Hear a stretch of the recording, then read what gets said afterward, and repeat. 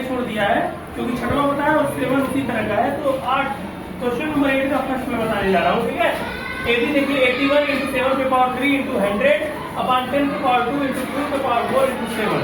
अब चूंकि जब इस तरह से क्वेश्चन दिए रहते हैं तो सबसे पहले हम क्या करते हैं, देखते हैं कि बेस सबका एक जैसा हो रहा है इसलिए, ठीक है।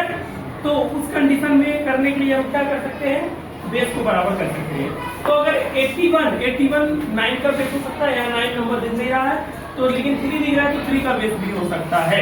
और सिंपल तरीका बनाने के लिए उसको 81 का एलसीएम ले लेंगे, कितना 27, 3 से 9, 3 से 3, 3 से 1, मतलब 3 टू द पावर 4 बन रहा है 81।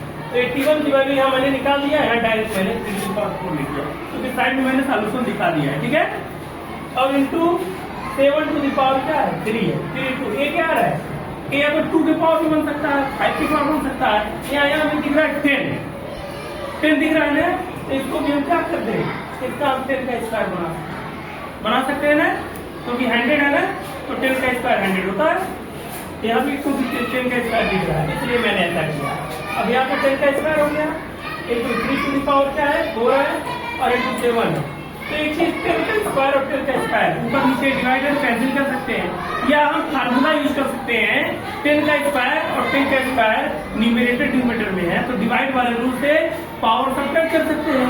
तो अच्छा 2 में से 2 घटेगा तो 0 ही तो आएगा, अब किसी पावर 0 की वैल्यू 1 होती है, तो इसीलिए हमको उस तरह से न करके उसको कट कर दिया, ठीक है।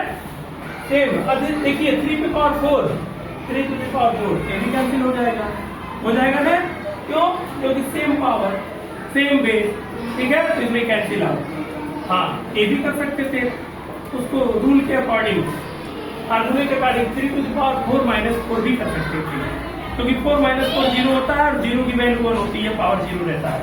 अच्छा यहाँ पे बचा 7 टू द पावर 3, समझ आ रहा है कि नहीं, और 7 पे पावर अगर कुछ नहीं लिखा रहता मतलब 1 छुपा रहता है, तो इसको हम कर सकते हैं 7 पे पावर 3 और माइनस 1, क्यों, क्योंकि डिवाइड है, अपान मीन्स डिवाइड होता है, ठीक है, तो अपान मीन्स डिवाइड समझा जाता है। तो डिवाइड में क्या होता है, अगर बेस सेम होता है तो पावर को हम माइनस करते हैं, तो मैंने माइनस कर दिया, मतलब न्यूमरेटर के पावर से डिनोमिनेटर के पावर को माइनस करते हैं, ऐसे नहीं किसी का किसी में कर दी ना, हमेशा न्यूमरेटर के पावर से डिनोमिनेटर के पावर को माइनस करते हैं, ठीक है।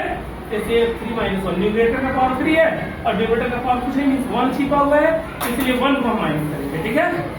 तो क्या हो गया 7 टू द पावर 2, तो 7 टू पावर 2 की वैल्यू 7 इंटू 7 मीन्स 49, ये हो गया हम लोग का 8 के फर्स्ट का फाइनल आंसर, ठीक है।